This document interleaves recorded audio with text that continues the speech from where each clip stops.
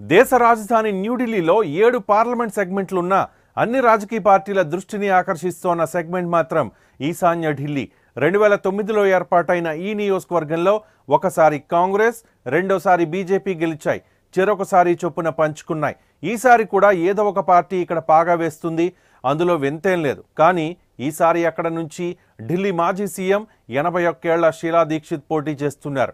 ఈ వయస్సులో ఆమె గెలుపు, ఆమెను నమ్ముకున్న పార్టీ గెలుపే ఇప్పుడు హాట్ టాపిక్గా మారింది. 8 పదులు దాటిన వయస్సులో షీలా దీక్షిత్ పొలిటికల్ వార్. ఈశాన్య ఢిల్లీ నుంచి కాంగ్రెస్ అభ్యర్థిగా లోక్సభ బారిలోకి. 17వ లోక్సభ ఎన్నికల్లో పోటీ చేస్తున్న అత్యంత సీనియర్. 15 ఏళ్లు ఢిల్లీ ముఖ్యమంత్రిగా తిరుగులేని రాజకీయ ప్రభావం ఒకవైపు, ప్రభుత్వ ఉద్యోగానికి రాజీనామా చేసి పార్టీని స్థాపించి తొలి ఎన్నికల్లో పోటీ చేసిన ఓ సాధారణ ఉద్యోగి చేతిలో పరాభవం రెండో వైపు. షీలా దీక్షిత్ సుదీర్ఘ రాజకీయ జీవితంలో 2 కోణాలు. ఒక రాష్ట్రానికి ఎక్కువ కాలం ముఖ్యమంత్రిగా పనిచేసిన మహిళగా ఆమెకు దేశవ్యాప్తంగా గుర్తింపు ఉంది. కాంగ్రెస్ రాజకీయాల్లో కాకలు తీరిన యోధురాలిగా తరగని కీర్తి ఉంది. ఢిల్లీ రాష్ట్రాన్ని ఏకదాటిగా 15 ఏళ్లు ఏలి చెరిగిపోని రికార్డు షీలా సొంతం చేసుకున్నారు. ఆమె నాయకత్వంలోనే కాంగ్రెస్ పార్టీ దేశ రాజధాని ప్రాంతాన్ని వరుసగా 3 సార్లు తన కనుసన్నల్లో నిలబెట్టుకోగలిగింది. ఢిల్లీ రాజకీయాల్లో కాంగ్రెస్ పార్టీలో షీలా తిరుగులేని అధికారాన్ని అనుభవించారు. పదవీ కాలంలో పలు వివాదాలు ఎదుర్కొన్నా అప్రతిహతంగా వెలిగిపోతున్న ఆమె ప్రభ ముందు అవేమీ పెద్దగా ప్రచారంలోకి రాలేదు. మాజీ సీఎం చరిష్మాను ఏమాత్రం తగ్గించనూ లేదు. 1998 నుంచి 2013లో ఆప్ ఎంట్రీ వరకు ఢిల్లీ అంటే షీలా దీక్షిత్, షీలా దీక్షిత్ అంటే ఢిల్లీ అనే స్థాయిలో హవా నడిచింది. అలాంటి ఆమెకు ఆప్ రూపంలో అతి పెద్ద ఎదురు దెబ్బ తగిలింది. 2013 అసెంబ్లీ ఎన్నికల్లో ఆమ్ ఆద్మీ పార్టీ చేతిలో కాంగ్రెస్ ఓడిపోవడమే కాదు, 3 సార్లు ముఖ్యమంత్రిగా చేసిన షీలా సైతం కేజ్రీవాల్ చేతిలో 25,000కు పైగా ఓట్ల తేడాతో పరాజయం పాలు కావడం జాతీయ రాజధాని పరిధిలో కాంగ్రెస్ పార్టీకి షీలా దీక్షిత్ హవాకు ఒక్క వేటుతో తెరపడేలా చేశాయి.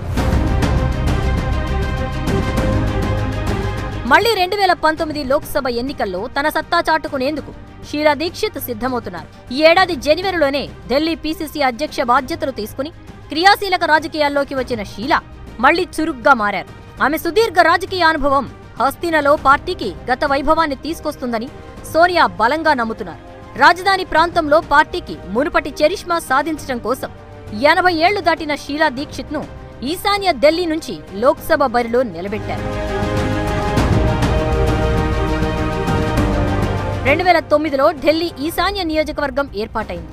తొలి ఎన్నికల్లో కాంగ్రెస్ అభ్యర్థిగా పోటీ చేసిన జయప్రకాష్ అగర్వాల్ తన సమీప ప్రత్యర్థి బీజేపీ అభ్యర్థిపై 2,22,243 ఓట్ల మెజారిటీతో విజయం సాధించారు. అలా తొలిసారి నార్త్ ఢిల్లీని కాంగ్రెస్ పార్టీ కైవసం చేసుకుంది. 2014లో ఈశాన్య లోక్సభ సెగ్మెంట్కు రెండోసారి జరిగిన ఎన్నికల్లో బీజేపీ అభ్యర్థి మనోజ్ తివారీ తన సమీప ప్రత్యర్థి ఆమ్ ఆద్మీ పార్టీ అభ్యర్థి ఆచార్య ఆనంద్ కుమార్ పై 1,44,084 ఓట్ల మెజారిటీతో విజయం సాధించారు. దేశవ్యాప్తంగా ఉన్న మోదీ హవా దేశ రాజధానిలోనూ స్పష్టంగా కనిపించింది. రెండోసారి ఈశాన్య ఢిల్లీలో బీజేపీ పాగా వేసింది.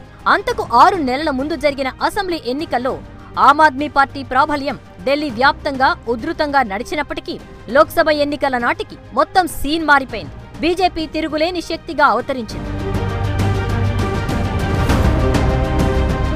2019 నాటికి మోదీ హవా మసకబారుతోందన్న గట్టి ధీమాతో ఉన్న కాంగ్రెస్ హైకమాండ్ ఢిల్లీలో చక్రం తిప్పే సత్తా ఉన్న షీలాను మరోసారి మెయిన్ రోల్లో నిలబెట్టింది. బీజేపీ అభ్యర్థిగా సిట్టింగ్ ఎంపీ మనోజ్ తివారీనే ఈశాన్య ఢిల్లీ నుంచి మరోసారి పోటీ చేస్తున్నారు.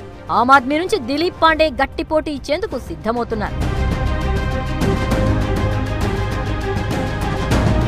1984 ఉత్తరప్రదేశ్ నుంచి ఎంపీగా ఎన్నికైన షీలా 1986-89 మధ్య కాలంలో రాజీవ్ గాంధీ సర్కార్లో మంత్రిగా పనిచేశారు. 1998లో పశ్చిమ ఢిల్లీ లోక్సభ స్థానం నుంచి పోటీ చేసిన వాజ్పేయి హవాతో ఓటమి రుచి చూశారు. తాజా సమీకరణాలని పరిశీలిస్తే ఈశాన్య ఢిల్లీలో షీలా దీక్షిత్ పై పోటీ చేస్తున్న నాయకుల్లో ఏ ఒక్కరూ కూడా ఆమె స్థాయి నేతలు కాదు.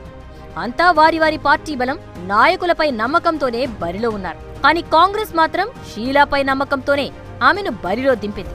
ఆమె ప్రభావంతో మిగిలిన 6 లోక్సభ సెగ్మెంట్లలో కూడా కాంగ్రెస్ పార్టీ పుంజుకోవాలని ఆశిస్తోంది. పార్టీ నమ్మకం గెలుస్తుందా? మోదీ హవా మరోసారి మెరుస్తుందా? తెలియాలి అంటే మే 23 వరకు ఆగాల్సింది.